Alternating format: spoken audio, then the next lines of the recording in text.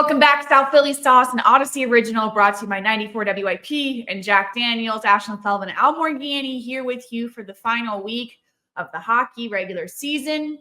It has flown at times, and it has not flown at times. There have been times it has been a very long season, but what a situation the Flyers are in, and we'll break it all down. It can be very confusing how this all shakes out, but John Tortorella was asked this at Monday practice, and I thought it put everything into perspective. If you would have told them going into this final week that they had a chance to still make it and possibly have a play-in game on Tuesday, we all would have taken that situation 100%. Absolutely. Look at it this way. I just outside today, 80 degrees, mowing the lawn. When's the last time I did that with the Flyers season? Usually it's over, and it's still cold out, by the time their playoff hopes are gone. So this is it's a great thing to have a last gasp here, whatever happens. We've seen it before in Flyer seasons. NHL seasons tend to go down to the wire, but this team's been missing this for a long time. So this is just great to go in with a chance tonight. No matter what, Tuesday night, no matter what happens on Monday, the Flyers will have some sort of hope on their last home, getting the last game of the regular season. Yes, that is true. I was just going through all the situations. I had to go through it 4 times because it is so confusing, but I feel like I finally got it right where regardless of what happens on Monday night, and there are 3 crucial games that heavily impact the Flyers, even if all 3 of those teams that we don't want to win, the Flyers still have the slightest chances on Tuesday. But there is no secret. You are all of a sudden rooting for Montreal, Nashville, and Boston on Monday night. 3 crucial games. Yeah, you're rooting for them, and you're rooting for them to win in regulation time. That would be huge. I mean, I think, Ashlyn, what's really confusing for people, and I don't blame them, in fact, people in the business, because in almost any instance, when you look at tiebreakers, you look at it W, wins. But that's not the case in the NHL. It's regulation wins, and it's listed in the standings way after the wins. So it's very, very confusing to a lot of people. And what will be even the nightmare scenario for people to try to figure things out is going to be, like, let's say Tuesday night, the Flyers are tied 1-1 late in the game. They may pull the goalie because the regulation win might be what they need instead of the win. So it's a wild, it could be an absolutely wild scenario to go in and play this game. And not that you have to worry about, they don't have to worry about it before, but we certainly have to be ready for anything that happens, and anything weird that could happen this year seems to have happened. So I'm preparing for it. So true. I mean, that's why people say, oh, they're so out, they have no shot. I'm like, with this team this year, I won't believe it until I see it. But nonetheless, it's going to be an awesome week of hockey. It is must-watch TV on Monday night. Montreal at Detroit, Nashville at Pittsburgh, Boston at Washington. I was just listening to some Capitals locker room interviews, and it was incredibly similar to what we were hearing in the Flyers locker room today, how they are treating this like a Game 7 against the Bruins, do or die, because as big as Tuesday is for the Flyers, Monday is massive for the Capitals. It is, and it's massive. And also for the Flyers, maybe you have a team in here that doesn't think they have a sniff, and that would help too. Although Ovechkin will be trying to get numbers in any case, but I mean, it when you really look at it, maybe Washington's an even bigger surprise for what they went through early in the year to be here at this point. And that's what this league has become. Everybody's got that chance to come in and save the very, very bottom feeders. It's like, just hang in. And that's what both of these teams have done. Ovechkin got really hot late, and it helped. And we'll see what happens. And, last year, people looked at the Penguins, they lost to Chicago late in the season. Mm-hmm. So there's no such thing as looking ahead and chalking it up. It very rarely goes chalk in the NHL. It does, especially, and I think that's the perfect case where you look at something like Montreal at Detroit. Detroit, people say, oh, they got so lucky. Look at the end of their season. They have 2 games against Montreal back-to-back, where, yes, that is easier when you look at all the schedules, but Flyers lost to Montreal twice in their 8-game winless streak. So I don't think you can say that either. No, because you got guys coming into a lineup. Some of these teams, like Montreal's going to use a defenseman, Hudson, literally last week was in college playing. and the excitement level comes up. Sometimes it might just pop. It might just be a 2-week dream sequence where they come in and have a huge impact on a game. But that's what you're up against. Plus, you have no video on the guy in the NHL, so it's a wild night, and I'm sure all eyes, including the Flyers' eyes, will be on 3 different screens tonight.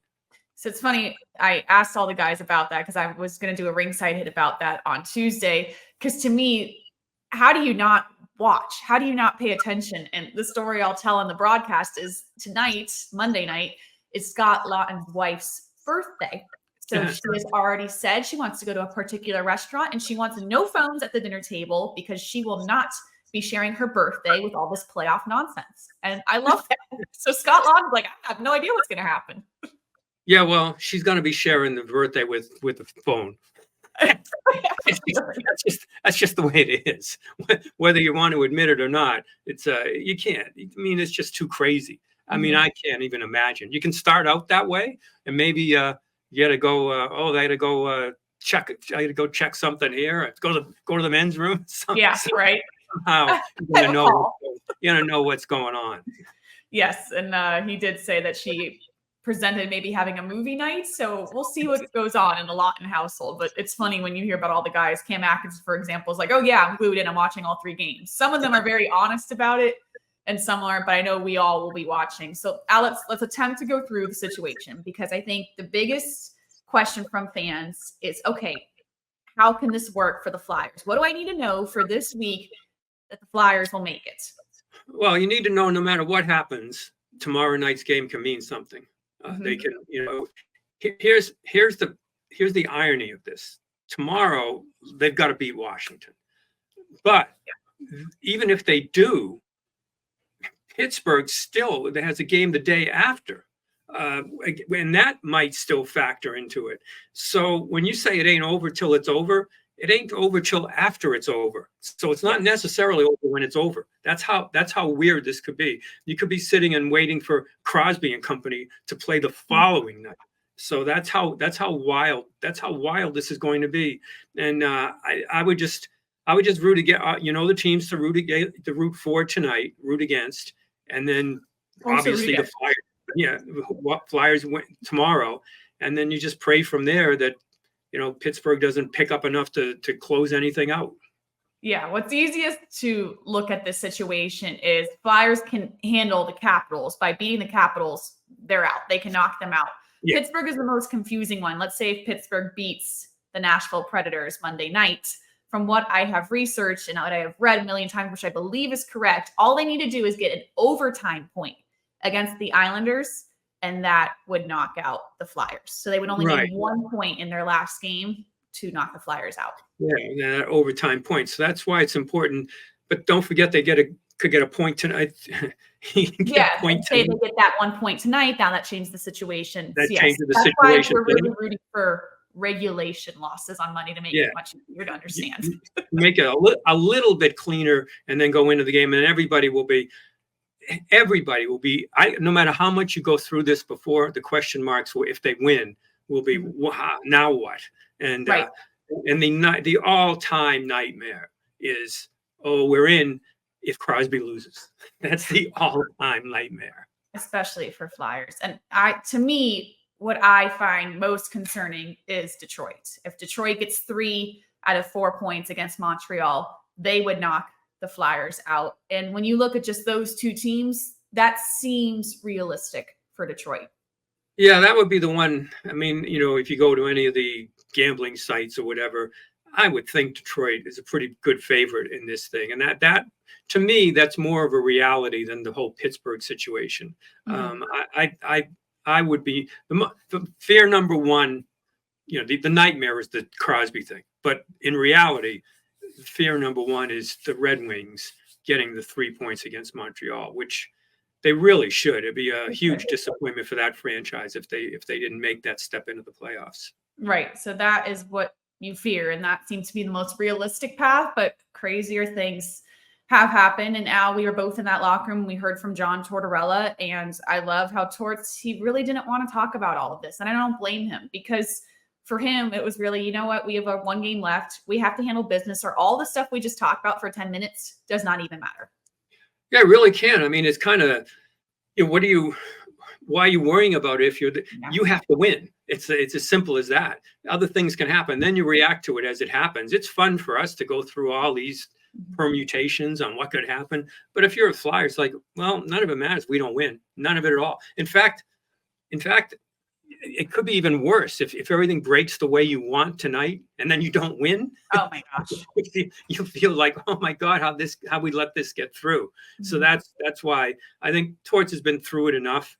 He has to you have to be sensitive to get guys going through it the first time, even if it's not your first rodeo. It is the first rodeo for some guys with the Flyers in terms of them. Yeah. Yeah. So you've got to live with that and try to get them, try to make them excited, but then going into tomorrow night, not being over the top on this thing so that they don't hit the net with shots like against New Jersey. If they play like they did against New Jersey on Saturday, they're going to get hammered. They're just going to get hammered. They won the game Saturday, shorthanded goal in a shutout. That's what it took, because they had long stretches where they just, missed shots, missed opportunities, couldn't set up inside the zone. It was they were really, really lucky to drag a point out of that game Saturday. 2 points. They really were. Yeah. And I credit Saturday, what you can at least hang your hat on and say that they have somewhat figured this out, is getting back to their defensive structure, because that's what kept them in that game Saturday. And if they have a chance tomorrow against the Capitals, that's gonna be the first thing they have to worry about. Yeah, that thing, and the fact that Ersson in goal was that's confidence builder. A shutout. That's a real confidence builder. And the penalty kill came back to life. But the real worry was, my God, they should have had 4 or 5 goals. Missed shots. I think Brink took a shot from 3 feet away that I thought was going to go out the building.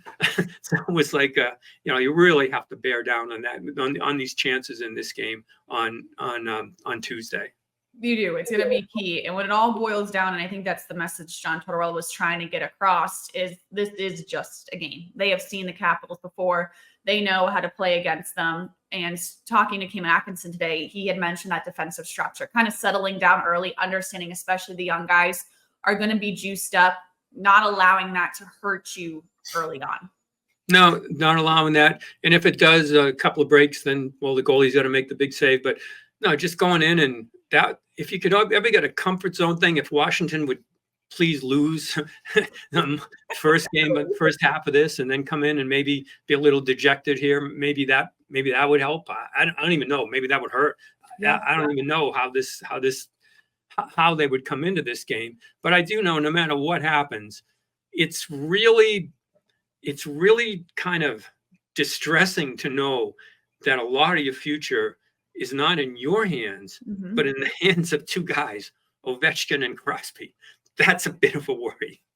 It's a massive worry. And that's why you can't help but pull your hair out thinking how different this would have been 2 weeks ago. And Tort said it today. He said, we put ourselves in this position. We didn't have to be in this position. That 8-game winless streak, that's the reason we're having this episode and talking all about this. It would have been so different. No, but I guess you can look at the real bright side. They did the Sixers a huge favor by giving Joel Embiid another day of rest. They really did.